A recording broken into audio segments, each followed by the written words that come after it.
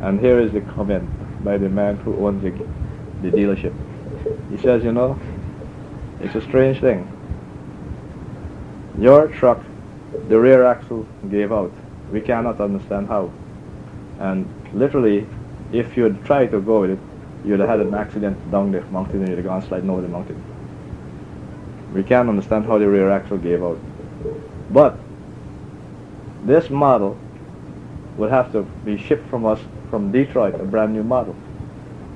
But 2 days after we had it, we had a model like that was sold about 3 months before, and that was in an accident 2 days after. Everything smashed up except the rear axle. And this was the only one that would fit your model when they brought it in. Both vehicles are under warranty. What we did, we took that rear axle, put it on yours.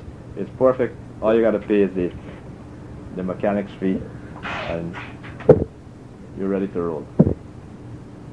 So I'm laughing to myself how these laws are working, because when the whole thing straightened out itself, my bracelet was my shunt, so that my lower back wouldn't be broken. The vehicle, the rear axle was broken, and then this other vehicle that was damaged not too long after, everything is damaged in the accident except the rear axle and the fit. So if you want to say it's luck, fine. If you want to say it's astrology, fine. But I put it this way, my body was not the actual cost factor as assigned by the horoscope. The things that I owned and the cost of to pay for it was the cost factor. So I'd rather pay for something that I'm using than to pay for a broken body, for two reasons. If your body is broken, you can't work till you get well to pay your bills.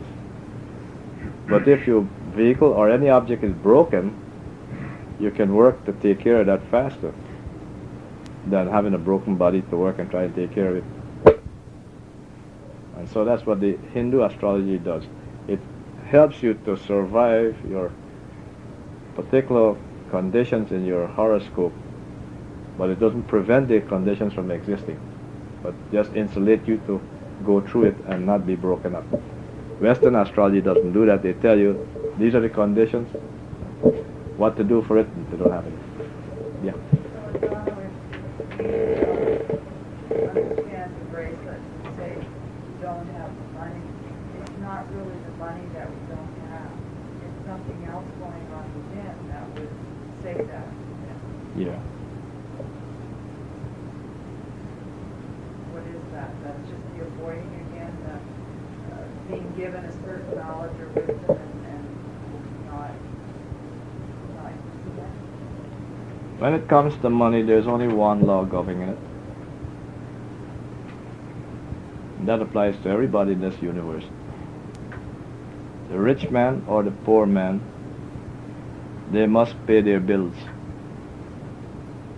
Like it or not, they've incurred it. There are only three ways to pay a bill. Past the time, and it's already due with all the interest on top of it.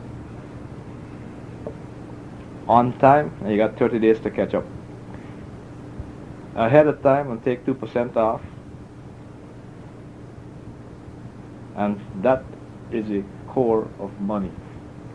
Now, the man who told me that was the richest millionaire in Canada, who owned a half of the Canadian Pacific. When I asked him what's the secret of a millionaire, I was giving a lecture at his house, and he told me that as the basis of all millionaires.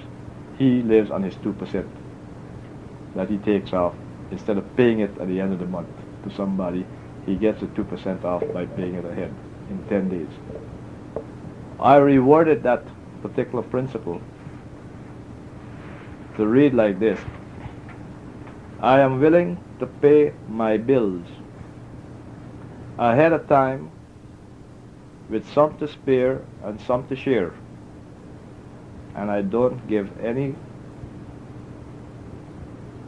thought of what the number is on the bill.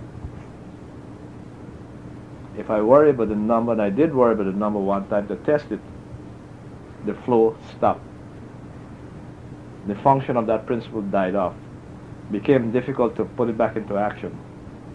Then when I quit focusing on a number on the bill and just set the thought into motion, I'm willing to pay my bills ahead of time, with some to spare and some to share. That law is valid, it works. Then you have another law to back up that law. You ever heard of Archimedes, who said he can move the universe if he had the right what? Lever, right. Okay. Let's see if we can move the universe with the right lever. Does God work for anybody?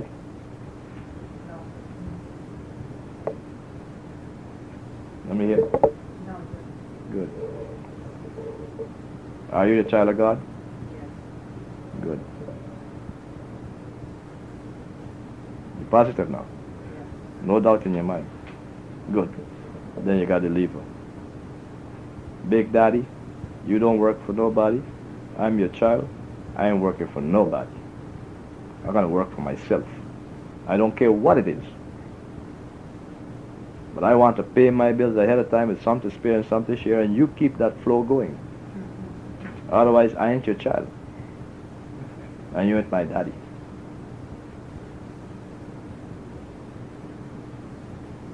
That isn't a wish or a but. That's a fact of consciousness. Now, if you don't want to fulfill his role as a father to his child, then he doesn't have any reality here. But you gotta come to grips with it. Go ahead. How do you pay your bill ahead of time? You know, I just don't understand how you ahead of time. The bill. When do bills come to you? Well, as soon as it arrives, don't they have a date that is due on the bill? Oh, so if you're paying it before that due date, that's ahead of time. That's what I mean. Okay. Now listen carefully. The third principle behind that now, I've given you the first two principles, right? If you pay something ahead of time, when would that person who bill you get their money? Ahead of time. What would they do with their ahead of time money if they got bills to pay? If they pay it, if they pay something. Then you have set up what is called the domino effect. Oh, And according to my friend who says he makes up all kind of laws. What's the name of that guy? Huh? You know the fellow that makes all those crazy laws about physics? Murphy law. What is that? Murphy. Murphy? He likes the domino effect law. Pay ahead and everything roll back in thousandfold. Adano, what if that guy doesn't do you because you pay yours ahead of time? What happens to the beings that stop the flow but they don't pay theirs ahead of time? Friend, Does that happen?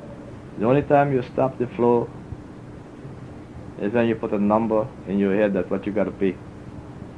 If you take out the number and just focus on paying the bill ahead of time with some to spare and some to share, let me ask you now, what is a millionaire? A person who pays $1 million or a person who can pay any bill no matter what number it is? Good, then that's the right attitude because I don't worry about numbers no more. Here's a good number and then I'll stop the flow. Then you're a millionaire. Millions of numbers is what we put fixations on. Who is God? There's the principles of consciousness. We are here to apply it. If we don't apply it, then we're fooling ourselves. And who are we to blame? Your own brother said, the poor you'll have with you, but me never. And nobody understood what the heck he was talking about.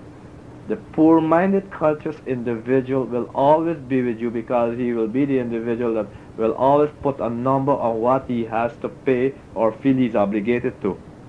But me, the Christ principle, the all-inclusive, all-surrounding manifestation of the creative God in a manifested form, working through the Christ in man, doesn't have limitation anymore.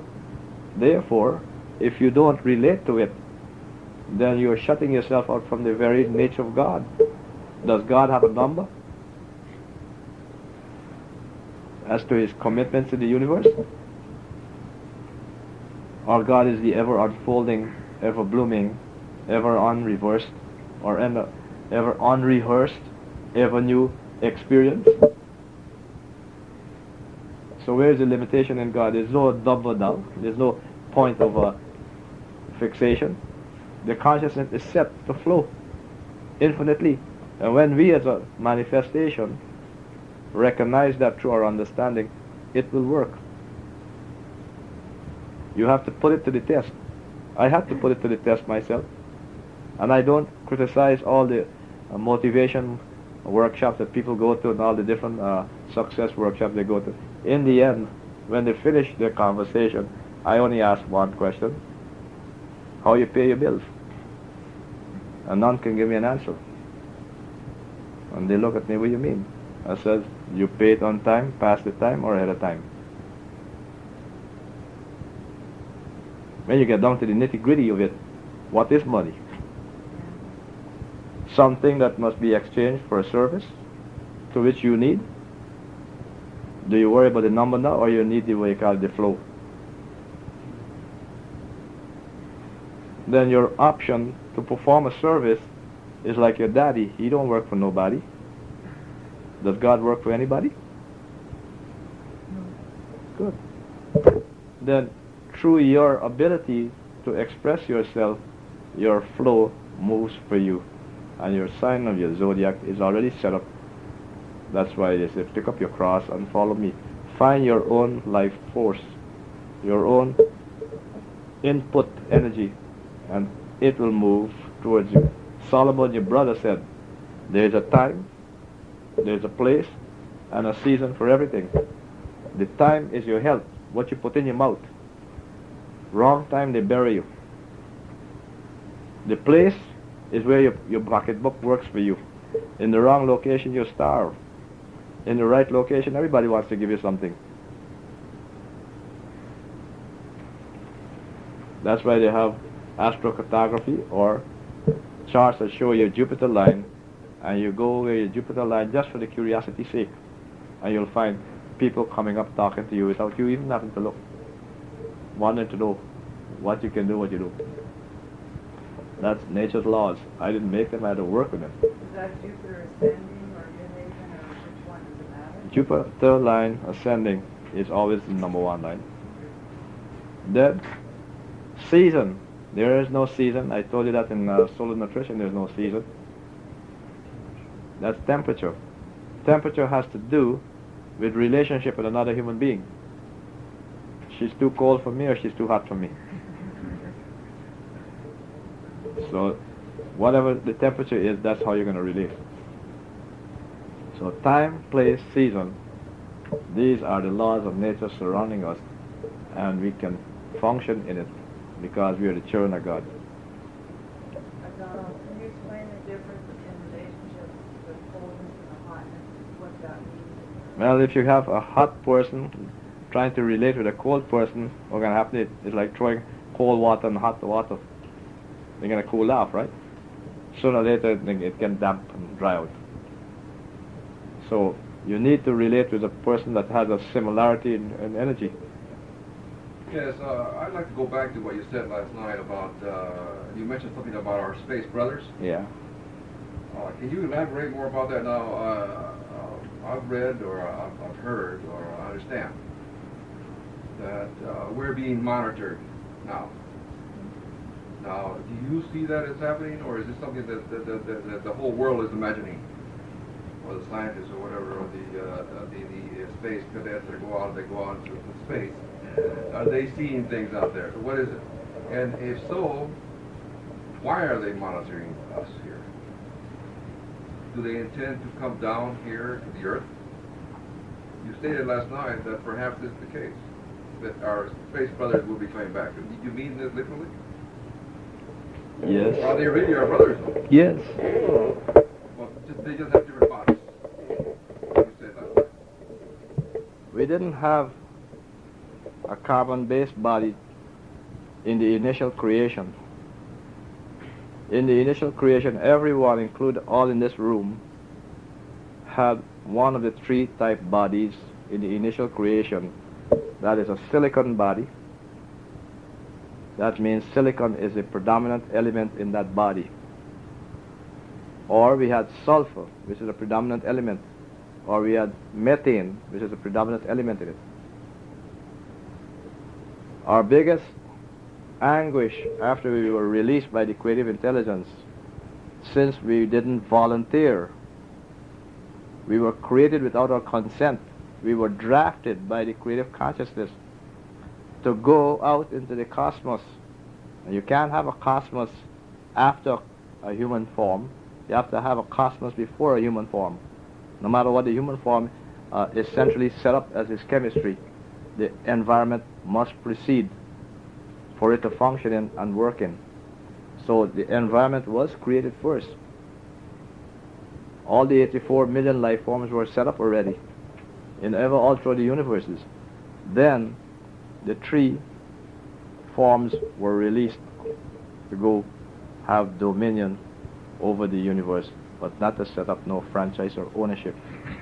There is no way any creation can own the creator that is omnipresent in all his creation. It's not possible.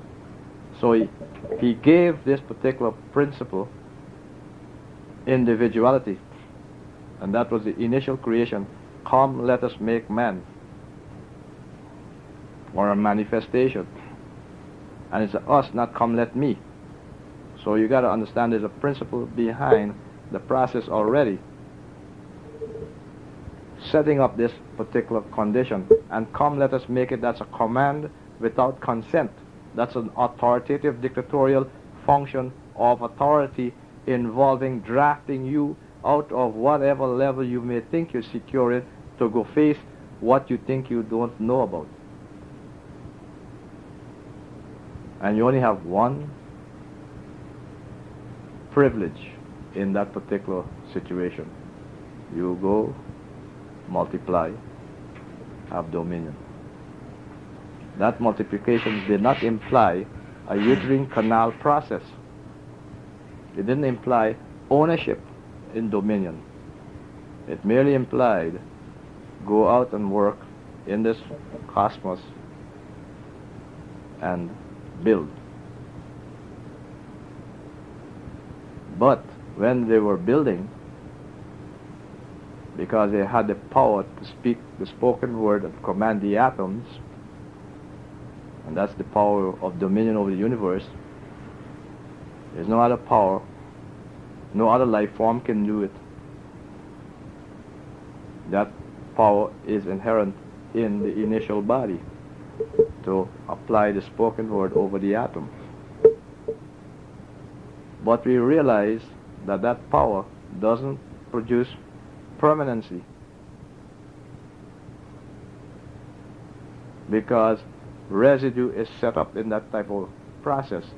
If you wanted to eat an apple, what would you say right away? Let's say, pick one of the three bodies. All of us, pick one of the three bodies to be in. Let's say silicon body, and you wanted to eat an apple. What would you say? My reaction to the apple?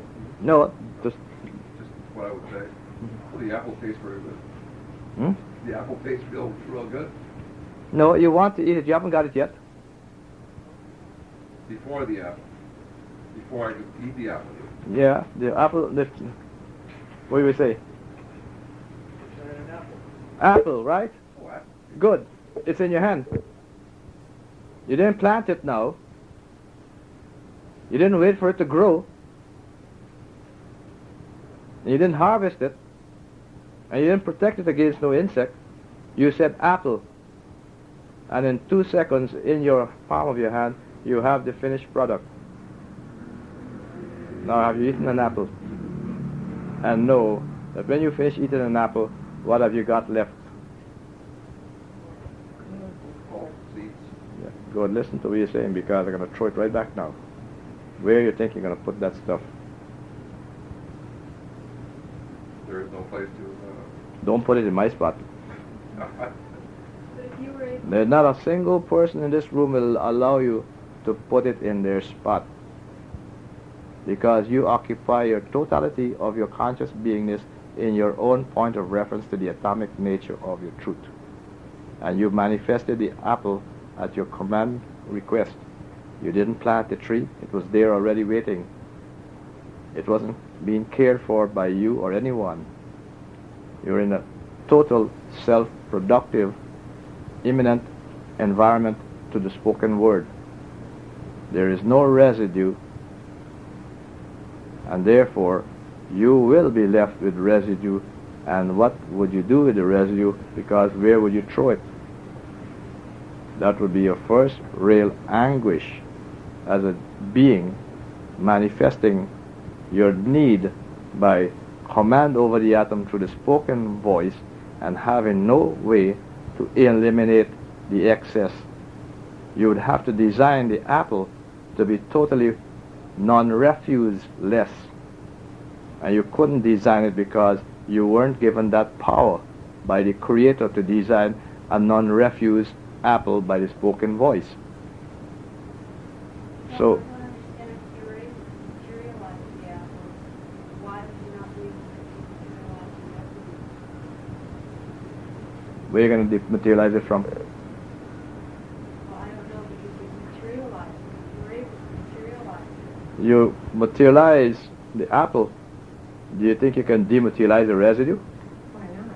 How? so I'm asking Well, why- it comes out of elements the same way you materialize it. It had to come from the molecules, the atoms, and whatever. So you just break it down and send it back in. How you know to do that? Well, if you knew how to materialize it, You didn't know how to materialize it. You were only given dominion over over the atom. If you say to the mountain, move, the mountain will move. Can you put the mountain back after you move it?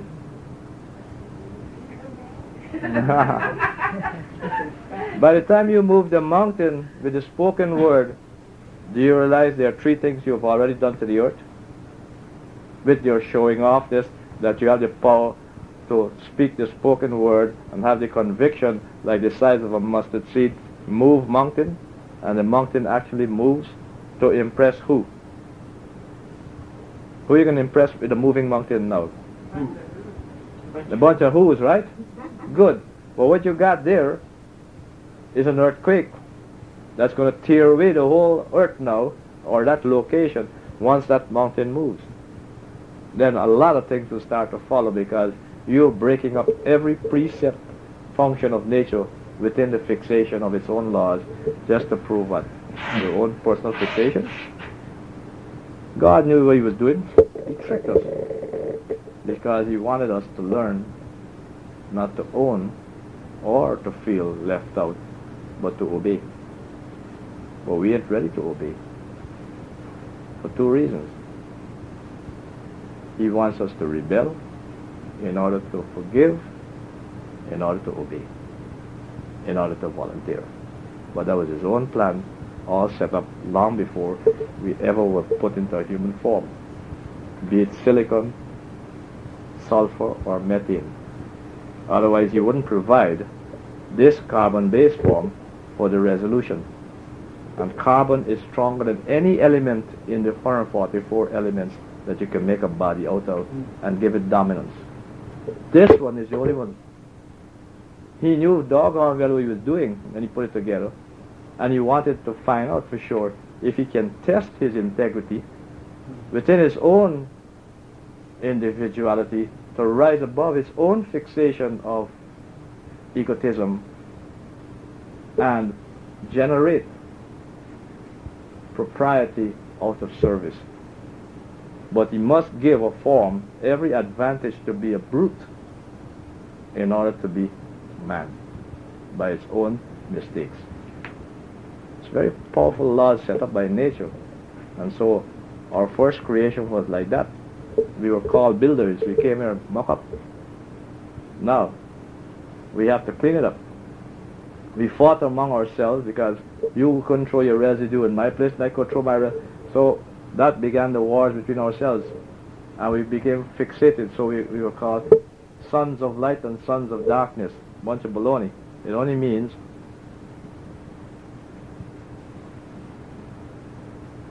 if I relate to my higher consciousness in a unified state without emphasizing my ego, I am pure light, pure beingness. If I place emphasis on my ego and didn't look at my unified consciousness, I was darkness. I was denying my integrity and unity with everything. And so that was the battle between the two. So they labeled the two beings Deva and Asura. Deva was one integrated with the pure light and didn't focus upon his ego. Asura was one who refused to let go of his ego. And they battled with the same prayer or mantra, throwing it back and forth at each other. And finally, they said, the Asura mispronounced his mantra and blew himself apart, ending the first creation, or Star Wars. All of them blew themselves apart into their particular conditions that they're in. Now, they set up an atomic emanation throughout the entire cosmos. Their viciousness, put it that way, got hold of them. Creative intelligence is not going to wipe the slate off. Creative intelligence is looking at the whole show and says, now, okay, you fellas, clean up after you mock up. It's like a bunch of kids. The father and the mama ain't going to feel horrified because the kids take all the plate off the breakfast table and all the food and throw it on the floor. They think they're going to up and spank them for that. Okay, you muck it up, clean it up. So, if you want to eat another meal, you're going to clean up. If you want to function in this cosmos. So, the compensation was, how do we clean up? So, we are given the second creation, which they call an Adam and Eve creation, a carbon-based body. That's right. No, into the carbon-based body. That's just a erroneous way of writing it. He then left the silicon, sulfur, and methane and came down to the carbon-based body to make restitution or correct his mistakes. The carbon-based body has two functions. One function, it acts like a charcoal, blocking light. The next function, it will transcend the charcoal and allow light to shine through it, but it will become permanent. It's a diamond. So a diamond is a carbon by virtue of increasing the heat range. It passes through the charcoal level into the diamond level. And that is how come they call it the immortal body. Today when they examine non-decomposing bodies, the predominant evidence is in the carbon. They're seeing it now when they study the skin under the microscope, that it isn't really breaking down, that the carbon content is more towards the frequency of a diamond. And the living person, if he's living, this frequency is to that level. So then, Adano, getting back to this gentleman's original question, this whole process going from silicon, sulfur, methane, and ending with the carbon base, Yeah. you have these other beings and these other bodies that must be watching this whole process. Well, I'm not saying they're not, because what? Who volunteered now? Do you think everybody volunteered? Only the most rebellious ones. The most vicious, rebellious ones had to make the first attempt to volunteer because they were the ones who were adamant, fixated in their, what? Individuality. And they are the ones that come down and say, okay, Daddy, we made mistake, it's our home, we didn't have no other home to go to. We owe it to ourselves, we gotta clean up. And we plunged down to come in to work with it. But Daddy didn't tell us this, that when you come down in this carbon-based body, that the charcoal level has this particular condition. One, you have to use the uterine canal for birth, son or daughter. Two, Your memory as to what power you had with your mouth is temporarily turned down, and the ability to see through the cosmos with your eyes will be partially available to you. That, and the third thing is you don't have any way to remember what you are or who you are when you go through that process. You must take your chance, and you must work out all your viciousness in that level at the uterine canal by becoming a sperm and moving to an ovum. This process now, by way of the animal kingdom, must be the final test of your nature. First you came, we made you right off like that. You didn't go through the animal process of sex. Now you abused it. You must work your way out of it through that animal process. It's not a bad process, but this is the process that's set up for you to temporarily suspend all relationships with your higher consciousness. We come in the carbon-based body. We have to go up the uterine canal, and every trick in the book is pulled by the sperm to get to the ovum. And if you look at it under a microscope, you will see it, that everyone that is born is a winner. A loser cannot be born. So the viciousness is phased off. But many of us can live with the idea we're losers, can live with the idea we still got to be vicious, when in actuality we're all born winners now.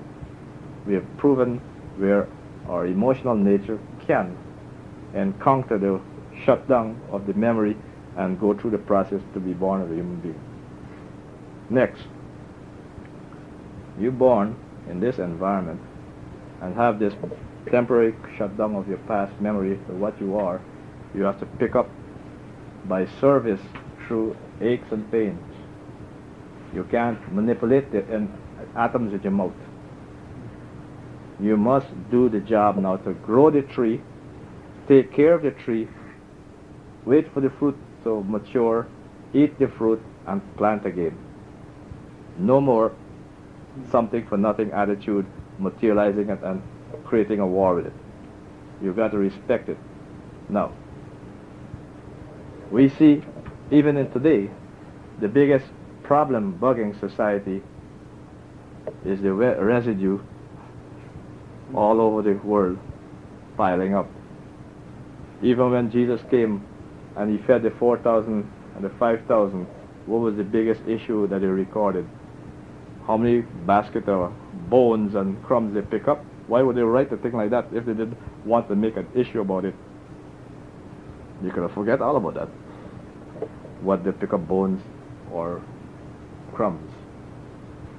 But who would have believed that they really ate bread or fish if they didn't make any reference to bones and crumbs? They might have just said they were victims of what? Hallucination, because Jesus pulled up the great super trick of hypnosis over their eyes and everybody thought they ate, when they may not even have eaten anything. That doesn't say it doesn't exist. There are a lot of sleight of hand tricks going on like that. But the genuine reality does exist. The genuine reality is the residue. Do you have any actual residue of picking up bones and crumbs? And if you pick up after 4,000 people have finished eating, the way it's written, it sounds like they took it all up in a few hours, right? Baloney. I was at the Woodstock festival. They had 1,000 people, and they didn't have no bones there. All they had was paper and cups. Took them 2 days to clean up the doggone place. Just the paper cups off the ground. So when you come and tell me about bones and crumbs, it took them a heck of a long time, and they really put out time to get it to clean up. So that would leave the impression of what they're doing in these laws. Now, we have to go through this process. We have other brothers and sisters who are watching on. They don't want to surrender their particular integrity. You guys are responsible for this whole doggone thing. You clean up first. We're going to watch and see if you really mean what you say. Because it's you guys who started off. Okay, here we are, we're down here. and they're watching. But what is happening is this. In the last 1900 years, over the many thousands of years that they've watched us, correcting ourselves, there's approximately 366 carbon-based bodies that don't break down under any circumstance. Mastery of life over death has been finally accomplished, and they are in the time frame of the elements, and they're facing them with or without spaceships. Without spaceships. We don't need to go to the Pleiades where they come from, or the other areas of the universe with spaceships once you master the carbon-based body. Mm-hmm. Do you understand the unified field? Mm-hmm. You understand the equation of the unified field? What energy equals? Energy is equal to the mass times the velocity of light squared. All right, 186,000 miles a second. You're already there. How many? It only takes you 90 minutes to go from here to the Pleiades at 186,000 miles a second. Nothing to the highly evolved carbon-based body. Now, speed of light is 186,000 miles a second visible. The speed of darkness is 187,000 miles. That doesn't say the mass is absent. It's invisible at one speed. Invisible at another speed, but it's solid. That's laws of physics. Researchers are now finding out. We haven't really tapped anything as yet. We are on the way to discover what we are for the first time, and could really lock into something that could wring out and straighten out our cosmos from our so-called fixated religious philosophical mistakes, and really get down to brotherhood of man. But we got to go through the process. We got to make the mistakes. Nobody's going to change it. We got to do it ourselves. So, we're having the opportunity of a carbon-based body to arrive at what is called conscious immortality, given to us by the creative intelligence, because He is the Father, we are the children. That's our inheritance from Him. To him that overcometh, I will not send forth a second time, but I'll make you a pillar in the house of the Lord. This is your promise. This is your opportunity. We goofed up. We got to come back and clean up. They are watching. Over 366 people have achieved it already in one group, let alone in other religious groups. They're constantly emerging. So they are seeing that the carbon-based body is the genuine avenue, and the opportunity is there. It can be done by service. So, before the century is over, and the birth of the Aquarian cycle, they want to come in, but they're not trusting, because why? They don't know how sincere we are. They're seeing us doing it, but they're still not believing we're sincere enough. They would like to experiment, like a doctor would like to experiment with a bunch of guinea pigs to see if he can crossbreed and get something better. So they would like to crossbreed their silicon body with a carbon body or with a sulfur body, and see how they can work out without having to really spend all that time in the uterine canal. They've seen how many people have avoided wanting to have children in a carbon-based body of the anguish, fixations and different things. They're watching it. They're trying to get in on you by promising you in a carbon-based body how to look at time that you can't control and avoid anguish, so that you may surrender a part of your mechanism to them, so they can use it as a telephone booth. They'll do anything to find out if we're genuine or false to ourselves. And you can't blame them. But they can only take advantage of a non-initiate. They can't take advantage of the initiate, because the initiate is the only one who understands the carbon-based body the purpose of it, the intent of the other bodies, why he had it and had to abuse it and come into the carbon-based body and then make his own restitution by getting behind the wheel and quit being a passenger and quit the only disease in the universe or the only sin in the universe, since there are no sin and there are no disease. The only ignorance in the universe is ATG. You know what ATG is?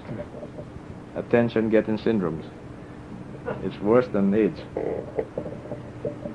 The AIDS is only the deficiency of your immunity, but the attention getting syndrome is so bad, it's unbelievable.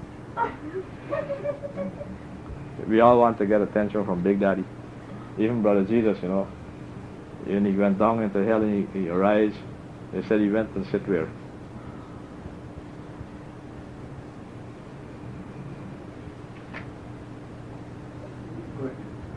He ascended into heaven and sit. Right hand right God's side. Father. Why didn't he sit in the lap of his father?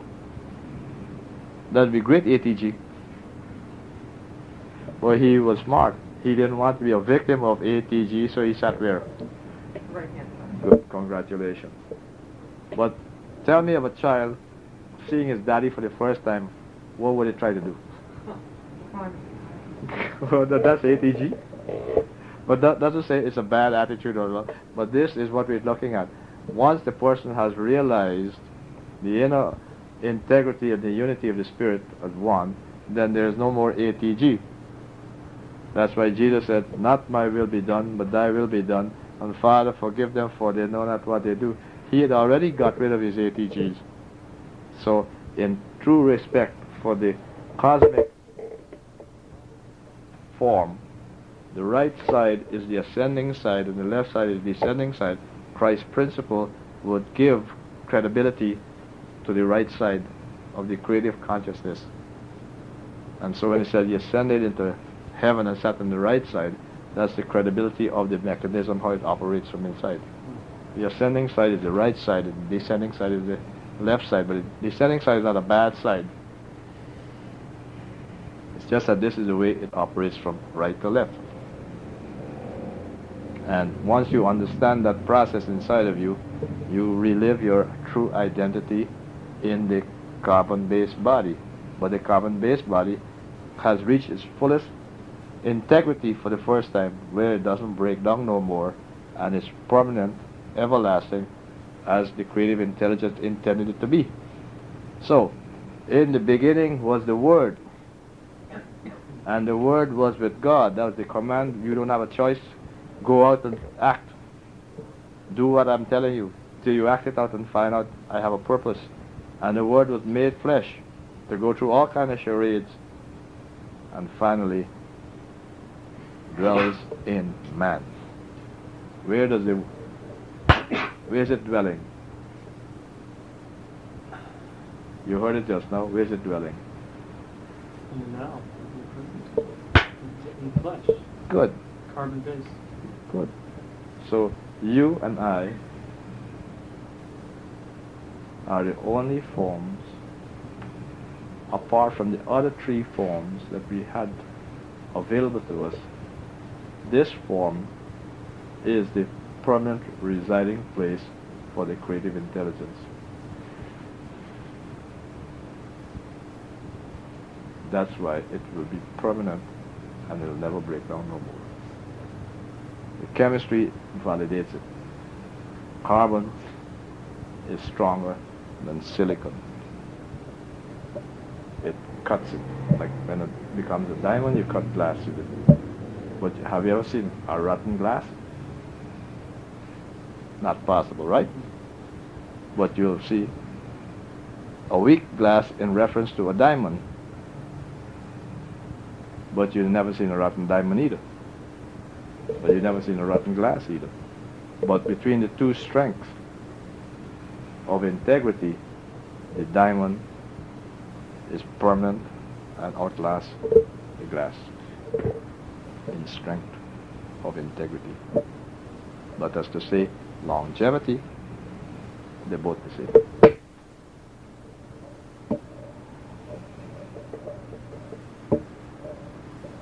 So they're trying to come in, and they're technically ahead of us. But we are integrity ahead of them. You know what integrity is? We have mastered pain by enduring it without complaint and rise above it through selfless service. Therefore, to that quality, the Father takes joy in being in a carbon-based body and not in a silicon, sulfur, or methane body. And so our brother Jesus came to show that the Christ principle is all